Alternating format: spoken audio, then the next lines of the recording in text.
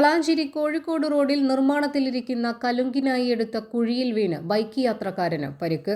ദേശീയപാത 66-ൽ വളാഞ്ചേരി കോഴിക്കോട് റോഡിൽ നിർമ്മാണത്തിലിരിക്കുന്ന കലുങ്കിനായി എടുത്ത കുഴിയിൽ വീണ് ബൈക്ക് യാത്രക്കാരന് പരിക്കേറ്റു.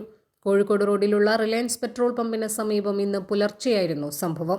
പരിക്കേറ്റ വളാഞ്ചേരി കൊട്ടാരം സ്വദേശിയായ യാത്രക്കാരനെ വളാഞ്ചേരിയിലെ സ്വകാര്യ ആശുപത്രിയിൽ പ്രവേശിപ്പിച്ചു. കലുങ്ക് നിർമ്മാണത്തിനായി റോഡിന് നടുവിലെടുത്ത വലിയ കുഴിയിലേക്കാണ് ബൈക്ക് മറിഞ്ഞത്. കഴിഞ്ഞ കുറച്ച് ആഴ്ചകൾക്കിടെ ഇതേ സ്ഥലത്ത് നിരവധി അപകടങ്ങളാണ് സംഭവിച്ചിട്ടുള്ളത്.